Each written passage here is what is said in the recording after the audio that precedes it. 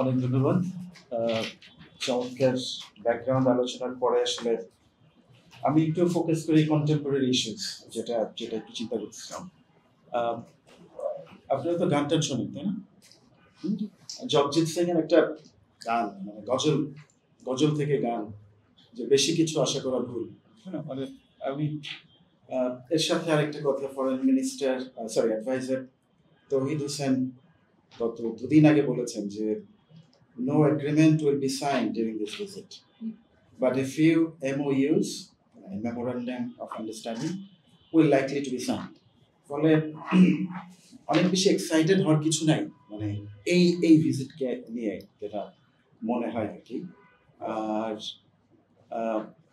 আর সাথে যেটা সম্পর্কের কথা ডক্টর মোহাম্মদ বললেন, যে চায়নাকে আমাদের বুঝতে হবে। সে বোঝার জায়গাটা ক্ষেত্রে যেটা হয় যে আমাদের কতটুকু বুঝি সেটা একটা ভ্যালিড আলোচনা।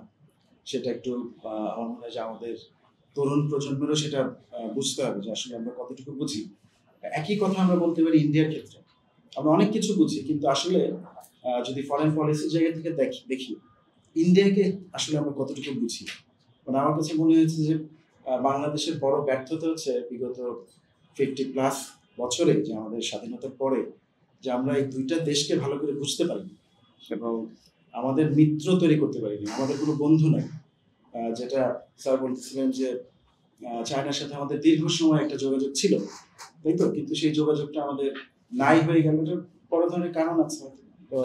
ব্রিটিশ কলোনিয়ালিজম এখানে একটা বড় রোল প্লে করে। তারপর ব্রিটেনের সাথে চায়নার বিশাল যুদ্ধ, চায়নাও নতুন করে নিজেকে সাজানোর জায়গা ছিল।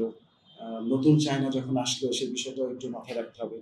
এবং পরবর্তীতে বাংলাদেশ ক্রমাগতভাবে আমরা দুর্বল থেকে দুর্বল হতে হতে ৭১-এর পরে যখন আমাদের দেশ পেলাম, তখন আসলে আমাদের ওই নেগোসিয়েশনের জায়গাটা ছিল না। ভারতকে যেমন আমরা মানে আমাদের আগে প্রধানমন্ত্রী বলেছেন যে আমাদের কাছে তো দেয়া, মানে আমরা দয়ার শরীর, তাই না? এত দিয়েছি, কিন্তু আমরা এটাও মাথায় রাখতে হবে যে আমরা কতটুকু দিব। আমাদের দেওয়ার সাথে সাথে আমাদের তো অনেক জায়গাও আছে নেগোসিয়েট করার, তাই না?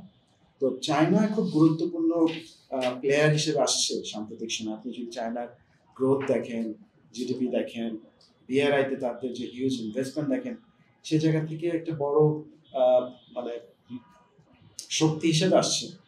সাথে করে এটা আমার জন্য কি অপরচুনিটিস নিয়ে আসতে পারে, যেমন কিছু তথ্য দেই। যেমন পাকিস্তানের সাথে আপনারা জানেন চায়নার খুব ভালো একটা সম্পর্ক আছে, এবং সেখান থেকে প্রায় প্রতি বছর 30 থেকে 40,000 স্টুডেন্ট যায় চায়না।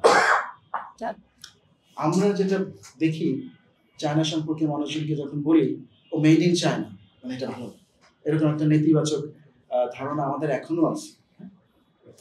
যে কারণে দেখবেন যে ঢাকা ইউনিভার্সিটি কিংবা বড় ইউনিভার্সিটি থেকে চায়নায় পড়তে যায় না।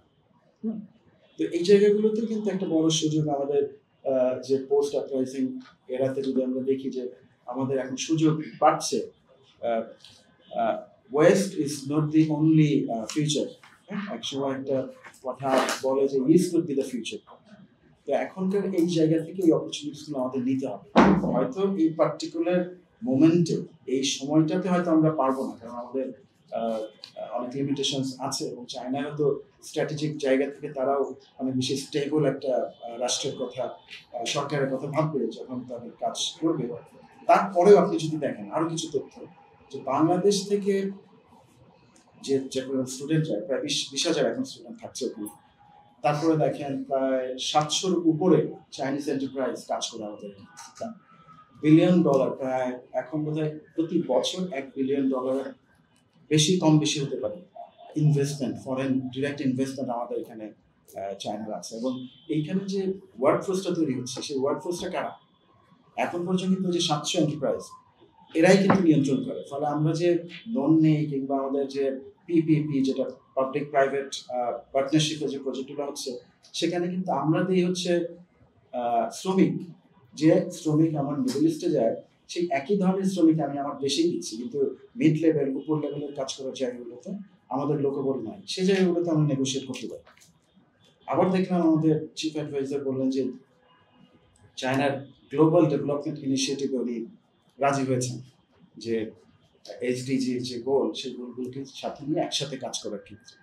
তো সেগুলো যখন আমরা ওইখানে দিব, অ্যাট দ্য সেম টাইম আমাদের দেশের প্রেক্ষাপটে একটু চিন্তা করতে হবে যে আমরা আমাদের জনগোষ্ঠীকে, স্থানীয় লোকবলকে কতটা প্রমোট করতে পারি সেই জায়গাগুলো নিয়ে। আরো কিছু অপরচুনিটিস তৈরি হচ্ছে, যেমন ধরেন ইন্ডিয়ার সাথে আমাদের কি হলো যে ভিসা পাচ্ছি না,